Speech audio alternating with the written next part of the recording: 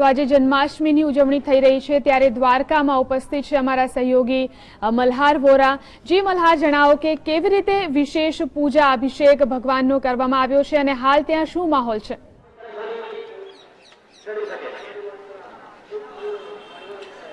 જી જીલન, ચોક્કસથી દેવનગરી દ્વારકાની અંદર જે પ્રકારે કૃષ્ણ જન્મની જે ઉજવણી થઈ રહી છે, છેલ્લા 3 દિવસથી અહીંયા આગળ ભક્તોનો જમાવડો જોવા મળ્યો છે। એક ભારે ઉત્સાહનો માહોલ અહીંયા આગળ સર્જાઈ ચૂક્યો છે। મંદિરના જે પૂજારી છે અશ્વિનભાઈ પુરોહિત, તેમની પાસે હું જાણું છું કે કેવા પ્રકારની અંદર પૂજા વિધિ થઈ હતી। મહારાજ, સૌથી પહેલાં જીએસટીમાં આપનું હાર્દિક સ્વાગત છે। જે મંદિરની જો વાત કરીએ તો અત્યારે સવારથી જે મંગળા આરતી કરવામાં આવી હતી, કેવી રીતે આરતી થઈ, પૂજા અર્ચના કરવામાં આવી, હાલ અંદર શું વિધિ ચાલી રહી છે? સૌથી પહેલા પ્રાતઃકાલે 6 વાગ્યે ઠાકોરજીની મંગળા આરતી થઈ। મંગળા આરતીની સાથે જ શ્રીજીને માખણ મિશ્રીનો ભોગ આરોગવામાં આવ્યો અને ત્યારબાદ ભગવાનને પંચામૃત સ્નાન, ગૌદૂધ અને તીર્થ જલોથી અભિષેક કરવામાં આવ્યો। અભિષેક બાદ અત્યારે શ્રીજીને વસ્ત્ર અલંકાર અર્પણ કરવામાં આવી રહ્યા છે। સૌથી પહેલા કેસરી વાઘા અર્પણ કરવામાં આવે છે। આમ તો નિત્ય દરેક વાર પ્રમાણે ઠાકોરજીને વસ્ત્રો અંગીકાર કરવામાં આવે છે।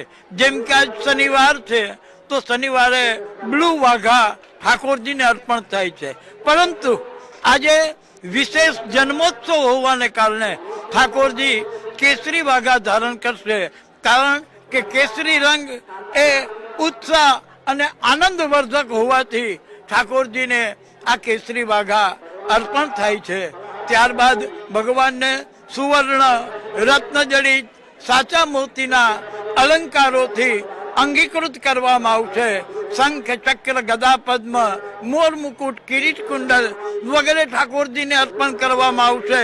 બરહા પીડમ નટવર વપુ કર્ણયો કર્ણિકારમ બિભ્રદવાસ કનક કપિસમ વૈજયંતિંચ માલામ રંધ્રાન વેણુ અધર સુધયા પૂરયન ગોપવૃંદય વૃંદારણ્યમ સ્વપદમલમ પ્રાવિ સદગીત કીર્તિ।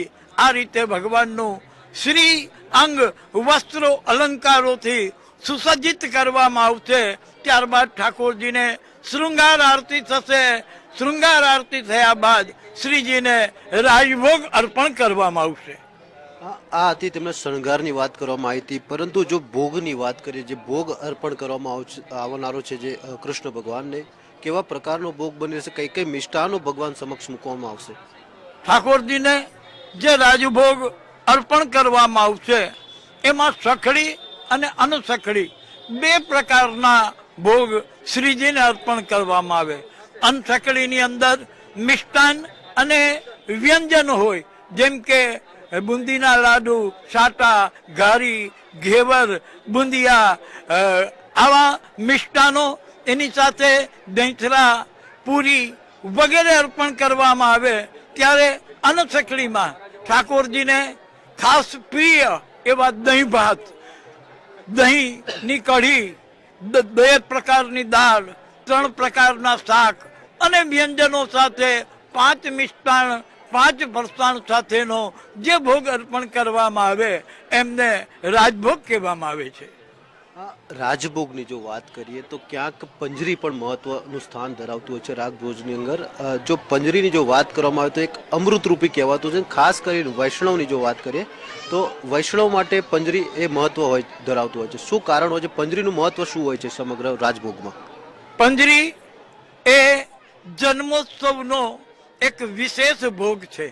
પંજરીની અંદર જે 5 વસ્તુ મિશ્રિત કરવામાં આવે એ મંગલમય હોય છે। જેમ કે દાણાનો ભૂકો, તો આપણે કોઈ પણ સત્કર્મ કરીએ, કોઈ પણ શુભ કર્મ કરીએ ત્યારે ગોળ ધાણાનો પ્રસાદ ખાસ લઈએ છીએ।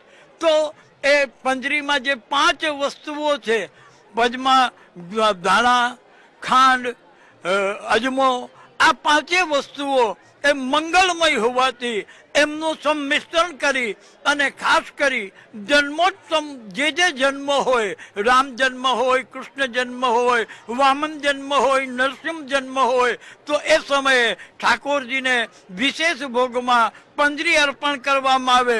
કોઈ પણ પ્રકારનો પ્રસાદ ન લઈએ તો પણ પંજરીનો પ્રસાદ લઈએ એટલે આપણે જન્મોત્સવનો મહાપ્રસાદ મળ્યો, આવું વૈષ્ણવો માને છે. ભક્તોની જો ઉત્સાહની વાત કરીએ તો કેવો ઉત્સાહ જોવા મળી રહ્યો છે ભક્તોની અંદર જન્માષ્ટમીને લઈને દ્વારકા નગરીમાં? દ્વારકા નગરીમાં આમ તો ગઈકાલથી જ લોકોનો પ્રવાહ દ્વારકા તરફ આવી રહ્યો છે. સવારના 5 વાગ્યાથી ઠાકોરજીની મંગળાના દર્શન કરવા ભક્તજનોની કતારો લાગી છે.